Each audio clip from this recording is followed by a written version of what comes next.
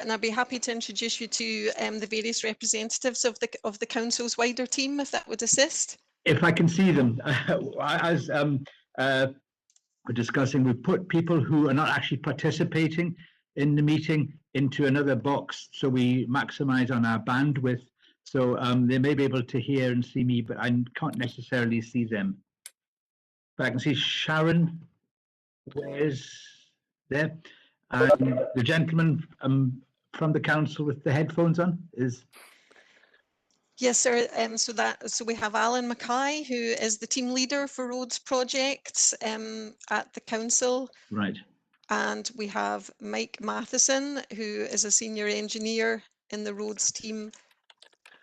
Catherine Duncan, who is also an engineer in the roads team. Sharon Wares, you've mentioned, sir, and we also have Vicky Johnson, who is a colleague of Sharon Wares in the council's legal services department. Okay, and hopefully they can see me, although I can't see them. So that's a step in the right direction. Okay, it's just gone 10:30 now, and I will formally start the meeting, if I may. And first and foremost, apologies at this end if there's a few technical glitches and clunks as the morning goes by. I'm ably assisted by my colleague Callum Henderson, who thankfully seems to have us all working and so on. This is the first virtual meeting in terms of the inquiries, procedures, etc. that I've dealt with, so please bear with me a little bit. I can find my way through the regulations with relative ease, but when it comes to unmuting and muting and stopping people and so on, I'm still on a rapid learning curve there, but I'm sure we'll get through.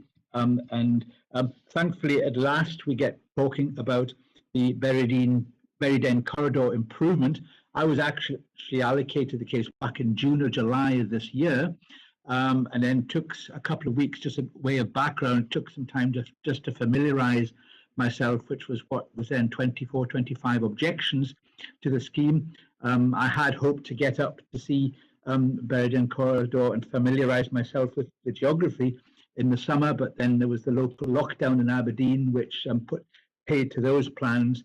And with other competing priorities with work, it wasn't until October that I managed to visit the site. I spent a full day walking the length, looking at the various compartments and the various interests from the parties, and that was successful. I got a stash of photographs back in my office to aid my memory on that. So as reasonable as I can, familiar with the geography and the issues at stake from the various participants. From October, with the pandemic in the background, or very much in the foreground, the DPE issued regular guidance for our reporters and my colleagues, and that was really putting pay to any further site inspections and face-to-face hearings. I'd much prefer this to be a traditional face-to-face hearing or inquiry, but alas, it's not to be.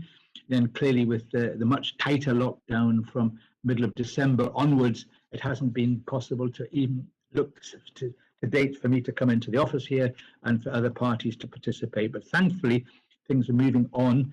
I'm now able, provided things don't go the other way, able to carry out site inspections from the 15th of March, and clearly Berrydene will be a priority in that. I can only apologise for the length of time that it's taking, but you'll all understand the restrictions that we're under and everybody else is under as well.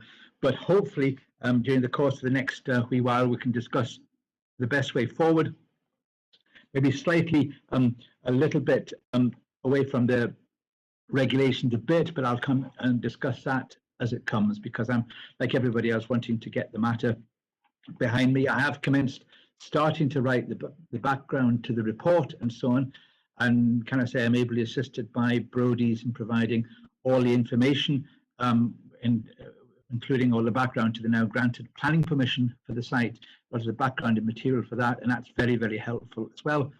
I've received Brodie's revised statement of case, sorry, full statement of case, as well as that from FD Burnett, and I've certainly got a position statement of some non-statutory objectives, which I'll turn to in a wee while. I think before I continue with the introductions, one of the matters I'm slightly confused with, and perhaps the council can help me on that, is the position of Sainsbury and Argos. What happened there was we were corresponding with previous agents, and I understand that one agent has moved companies to another firm and is assuming responsibility for overall, given the link between Sainsbury's and Argos. They didn't advise us. I don't think they advised. Yes. Sorry, someone.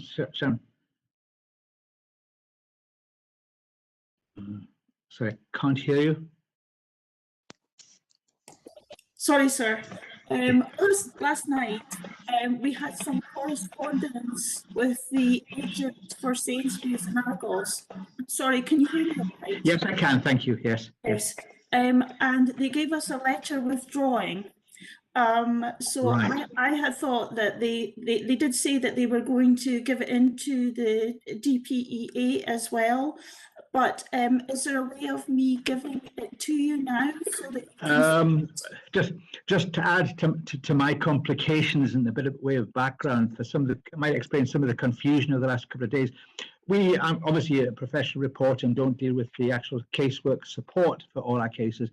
My case officer has been off on sick leave since the middle of last week in these difficult times, and there's a lot of, and they're all working from home as well, and there may well be correspondence that's gone to her that hasn't come through to me. Please accept my apologies on behalf of DPA if that's the case, but we're all working in very, very difficult circumstances. And with late submissions as that, I haven't actually seen it in paper. Yes, it was very late last night that we got the letter. Well, that's a step in the right direction as well, so that's good. And I'm assuming it'll come to DPA's inbox and it'll get to me hopefully by the close of business today. Yes, sir. We'll be in a position to, there have been a few recent changes just to the position, and but certainly this withdrawal has been very much hot off the press, as it were. I think it went directly to Transport Scotland, but we will of course forward that to the DPA. And I was going to suggest in the course of the proceedings, sir, that it may be helpful if Brodie's provide you with an update of the table, which was the Appendix 2 to our outline statement of case, which would give you sort of chapter and verse on the latest position, although I will of course be able to talk you through that today. Yeah, I have that thankfully in front of me, albeit in black and white because I couldn't get colouring for my own pencil. all of these problems we'll manage. But yeah, I've got a copy of the black and white version there, and yeah, that would be really good as we can move forward. Mr. From W. Burnett, Mr. Petrie, I think, yes. Just welcome to yourself as well. It would seem that Castle Hill now are the only outstanding statutory objector to the case, and I move forward on that particular basis during the course of the morning, if that's acceptable to you. I don't, what? Yes. I may be slightly jumping ahead in terms of the agenda because you have under 4 update of negotiation between the parties. I'm just wondering whether it's worthwhile me mentioning where we are with the City Council and the potential withdrawal of the objection. Well, certainly it's a matter I aim to discuss further on, but I mean, depending on what you're going to say, it may well colour the extent of the agenda elsewhere. I mean, I'm bound to say that there's one other statutory objector who is not withdrawn but wishes to rest on written representations, and 2, potentially 3 to the best of my knowledge as of last night, non-statutory objectors who have intimated they wish to observe this meeting and rest on their objections. So it's not a white sheet of non-objectors, but there's still 1 statutory objector and 2 or 3 non-statutory objectors which have to be factored into the situation. But certainly, unless anybody else has any comment, Mr. Petrie, if you want to give us an update on that. Yes, really just to say that we've been having discussions with Mr. Mackay of Aberdeen City Council and his colleague Mr. Strachan over the course of the last 3-4 months or so, with a view to trying to reach an agreement or an accommodation with regard to the objection, and basically that has been agreed. Mr. Strachan of the City Council prepared, beginning of this week, revised heads of terms agreement, which the council have signed and sent through to us, which I in turn have passed on to the client for signature. And once that has been signed and sent back to the City Council, I then have instructions from Castle Hill to formally withdraw the objection. Okay. So I would then be getting in contact with a Mark Patterson at Transport Scotland to formally withdraw the objection. I can obviously copy DPEA and Brodie's and the City Council in to that.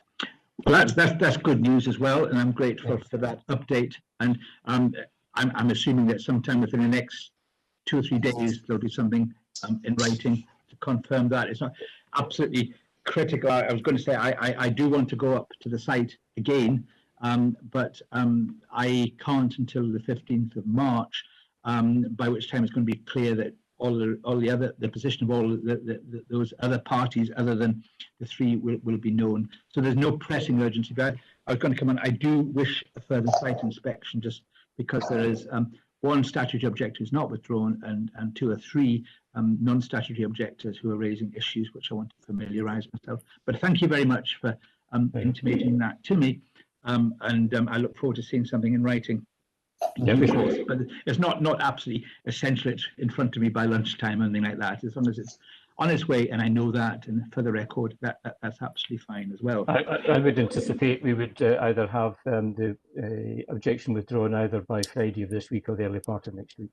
Well, as I say, Mr. Petrie, there's no pressing urgency because, I mean, certainly 15th of March is the soonest I can go up, and that's some time away yet. But thank you for intimating that to me. Much appreciated.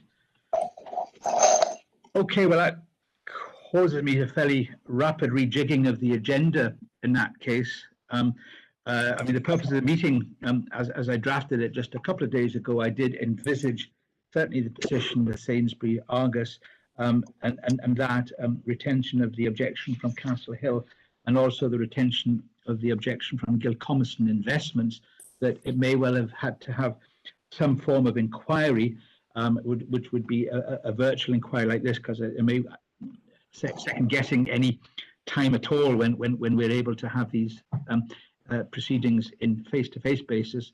But it looks as if that's going to be academic as well, because the other parties have said they're quite happy to rest on their written representations. So maybe just moving on, because much of the thrust of the meeting this morning was looking at dates and details for service of precognitions and inquiry documents and so on. And thankfully, it seems that is now averted. And I'm sure representing the council very much are anxious to know likely timetable for addressing the matters. As I say, even though there are no formal procedures there, I still have to write a report to Scottish ministers, and it's Scottish ministers rather than myself who will actually confirm or otherwise the compulsory purchase order.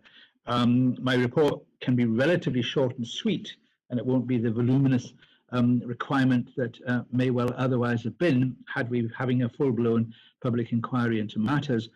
As I say, my own restrictions don't allow me to go up for another 2 or 3 weeks. I would hope by that time I would have a draft report prepared, subject to modification if relevant, depending on what I observe on site. So hopefully there's light at the end of the tunnel there, and I would hope by late March at the very earliest I'll have had a report to ministers. Again, it's not possible to say how long that would take, but the very fact that there's no statutory objections bar one, and it may be a matter of weeks or not, I don't know, but I think with a fair wind there may well be a chance that there's a decision made from ministers by sort of April, May time, which that's with a fair wind. I can't really second guess what will happen because what happens from my report is then passed to Planning Environmental Department of Scottish Government, who will then pass it to ministers, who then have to be briefed and so on. But if it's a question that the vast majority if objections are being withdrawn and there's a planning permission now in place, I wouldn't envisage a significant delay on that, but it's out with my hands, as you'd appreciate on that. Mr. Petrie. Sir. It's just to say that Scottish parliamentary elections are obviously in 6th May and there'll be Purda. Just wondering if that would delay any decision by the Scottish ministers because of that. It's a very valid point. I don't have an answer to that. There will be a Purda period. It may well do, and the issue then arises is potentially a new government in place and a new minister, and the various briefing on that. So there is well made point that issue of Purda, and that is normally a period of 6 weeks, if my memory is correct. So that takes us up to middle of March anyway, unless it's so. But I will be waiting on guidance from my own office here just about what to do with the relative Purda periods on that. I'm not party to that at the moment, but it may well be that well, we'll see how we get on, but I might seek an exemption from travel restrictions to go there because I can see what I need to see without getting out the car. And although certain third parties have asked if I have an accompanied site inspection, it's my decision whether I proceed with that. So on the basis of that well-made point, I will make a note and see if I can bring forward that 15th of March visit into the next week or so, and then that will stop a logjam there. Thank you for raising that. Sir, if I may just come in at this point on the issue of statutory and non-statutory objectors. I think Transport Scotland had initially badged Mr. Heron and Ms. McIver as non-statutory objectors, but it is our understanding that due to the nature of their interests in the CPO, that they are in fact statutory objectors. However, as no doubt we'll go on to discuss, the couple have expressed different views at various times, but including that they would be looking to participate in the process by way of an email exchange. And we would be suggesting, certainly for our part, that any further participation that they do wish to have in the process could be dealt with in a similar manner to those other objectors who are looking to rest on a paper-based process, but obviously we'll be coming on to discuss that matter. Yeah, maybe we'll just come back to that in a couple of minutes' time, because there's a couple of recent developments in respect to representations from Mr. Heron as of late last night. So I'll just return to that in terms of participation, etc., in a wee while. But they have said that they don't want to cause a hearing, or an inquiry, as of yesterday anyway. So that's helpful. Okay, so we're jumping about a bit because of fairly rapidly changing circumstances here. I still stick to point 2. The purpose of the meeting is to ensure that by the time we close up, all parties have a clear idea, or as clear as it can be, on timescales here. And I'm very grateful to Mr. Petrie for raising the issue of Purda as well. Third item on the agenda was just the statutory background, and again, I'm guided by that, but with obviously the added complications of virtual and non-face-to-face meetings and various restrictions and so on. We'll see how we get through. I'm sure parties in front of me are familiar with that, and certainly at the end of the day, it's my discretion as to how I proceed from that, as to whether I have a hearing or do unwritten representations. But it seems quite clear to me that particularly the statutory object is quite happy to rest on written representations, as are the others thus far. So that makes life a lot easier as well. And on that assumption that I'm not proceeding with any face-to-face or virtual hearing or inquiry, again, what is now before me is to put all the matters through in a report and have one drive past us to make sure I'm familiar with any particular geographical aspect that is raised by outstanding objectors. So we can skip participation and likely dates of inquiry, but it's important just if there's anything else in terms of negotiations, Ms. Hamilton, for to update. And I have Appendix 2 of your outline statement of case in front of me, and obviously I've now got the situation. Objector 3, Argus, have withdrawn, and as in Castle Hill is the outstanding matter, but it's likely to be withdrawn. In the event, maybe Mr. Petrie, if there's some change of heart between now and the next couple of days, it's not withdrawn, would he be prepared to rest on written representations in any event? Yes, I think it's most unlikely that we won't reach agreement, but on that basis, you're happy to rest on the representations that have been made so far. I'm grateful for that. Thank you. There's Sir, I think possibly the other update in terms of the objector position would be in relation to objector number 20 on your list, which is Speedy Asset Services, and that may or may not have reached you as yet, but that was a very recent withdrawal. So I've seen that. Yes, I'm grateful for that. It came in. I saw it first thing this morning, so that excellent. That was good. So that's really honing in.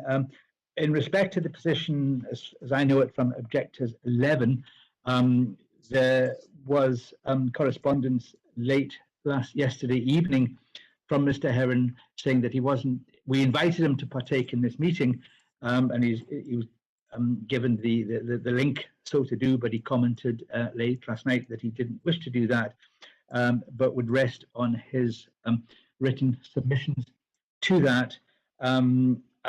Just for the record, he did wish an accompanied site visit to that.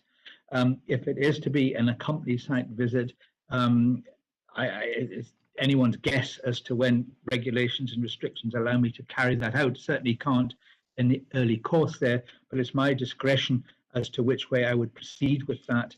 Again, I want to familiarise myself and possibly have further discussions with Mr. Heron, but with a view to being able to bring the matter to a head, certainly before further periods on that, if I can. But that's an outstanding matter at the moment. I don't know what the final outcome of that is, but I've read in some detail the points raised by Mr.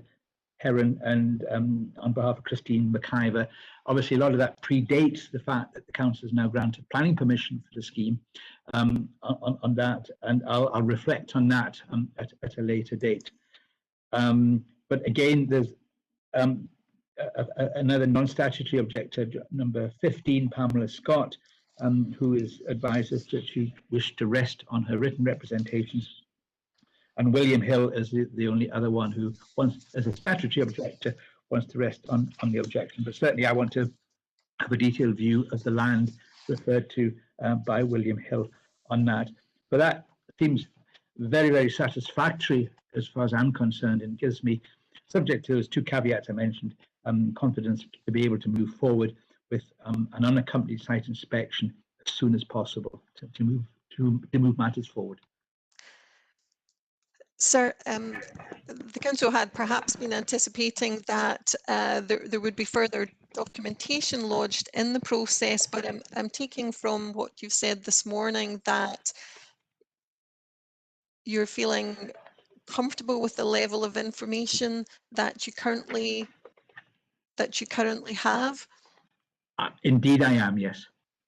Yes. That's certainly very helpful.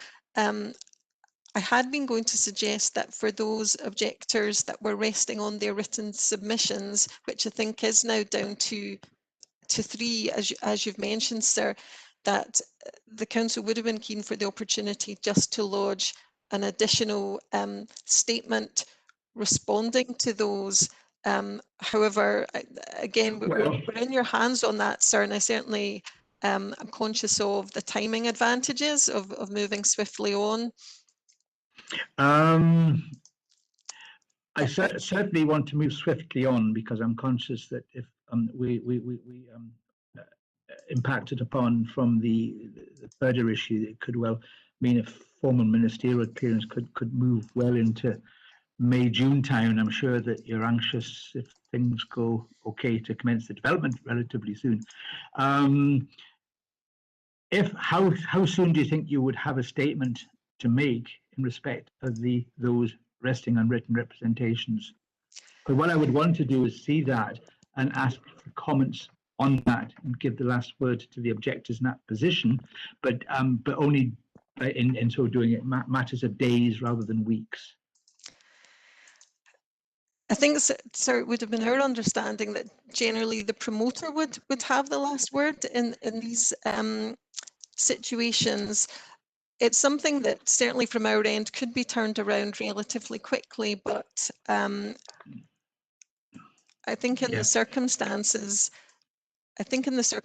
perhaps given where we have reached on things, it may not be necessary for us to submit an additional representation on this matter, on these matters. I'm conscious that most of the points raised, other than the statutory objector, are of a general nature rather than a site-specific nature. If I could have comments on the generality of it, say by this time next week, if not earlier, that would be very helpful. So perhaps the best way to proceed, maybe just within in order that I can take further instruction on this matter from my clients, and we could perhaps discuss the matter following the meeting, and if we feel that there is a need to put something further in writing to you, we would undertake to do that within, for example, a 2-week period. However, if following the meeting we don't believe that it's something that is needed in terms of where the process has got to, we would confirm that by the end of the week to you, if that would be appropriate. Right. I think that's appropriate in respect to the non-statutory objectors who, as I say, raise wider issues which are effectively addressed by your council's report on the planning application. The one that gives me a little bit of hesitation is the position of William Hill as the statutory objector, and they're making reference to car parking and access to their properties. And I think it would be helpful to have a statement from you on that. Well, we'll certainly be in a position to do that, sir, and I would imagine that we would be able to get such a statement to you within 14 days. That would be excellent, and that would be that's I'm content with that. That's great. Okay. Thank you. So that would really just lead me into site inspections. As I say, I'm conscious of the Purder point, and assuming that all the other objections, all statutory objections other than William Hill, are addressed, and there's sufficient information to respond to the matters raised by the non-statutory objectors, particularly from your council's planning committee report on the road. The only other matter is the question of site inspections, and what I need to do is to clarify whether I can have special exemption from our own regulations to do a drive past. It doesn't need walking around or meeting anybody, and I'll get back to parties in early course on that. Again, I've got to explain it's a matter out with my hands. I mean, obviously, Scottish Government employers must adhere to the Scottish Government's own regulations on this, and it can be quite sensitive on that. But I'll certainly let you know what I'm proposing to do on that. Okay, I think that's probably all I want to raise now. That's been very, very helpful. And again, apologies for the clunky nature of dealing with this on a virtual basis. Sorry, one further point? Sir, sorry, one additional point I had noted just to update you on at the meeting was in relation to the matter of the open space plots, which you may recall there's been some correspondence on in the background, and indeed we had included an update on that matter within our outline statement of case. Yes. So the outline statement of case had confirmed that the ministers were minded to issue a certificate authorising the acquisition of the open space plots. and that a certificate was to be issued to that effect. The certificate has now been issued, sir, and so we will provide you with a copy of that. It's dated 12th of February. And the remaining sort of piece of the puzzle is that an advert will now be placed in the press of that, but it's not a further opportunity for representations. It's simply marking that that now has taken place, sir, so it clears the way if the ministers are minded to confirm the CPO in due course. There's no requirement for special procedure under the 1947 Act, so it's sort of drawing a line under that element of the case, if you like. That's very helpful to close that loop, because I was conscious that it was an outstanding issue before today. So that's helpful as well. Is there any other relevant matters that anybody wishes to raise at the moment? No? I think that's... What I will do is put together a note of this meeting and circulate that to all parties who have expressed an interest. I'm very grateful for the update on Sainsbury's Argos, because that was the one issue which could have given rise to quite a lot of looking at and seeing it, because it's quite a complicated package of land at the entrance to the retail park to do that. But I'm grateful for that, and I'm grateful, Mr. Petrie, for you participating this morning and outlining to me the position of FG Burnett in respect of Castle Hill. Thank you. Okay, and to the others observing, as I say, apologies if it's been a bit clunky, but it's better doing it at the office in my own spare room at home. And if something went wrong there, I would probably have much greater technical problem than planning problems to sort this one out. But never mind. Okay, so hopefully I get a note of this meeting in the next day or two to parties, and that'll be distributed to others who've intimated an interest. And in that respect, if there's nothing else anyone wants to raise, I'll just formally close the meeting. Thank you. Thank you very much. Okay, thank you. Thanks. Thank you. Bye. Bye.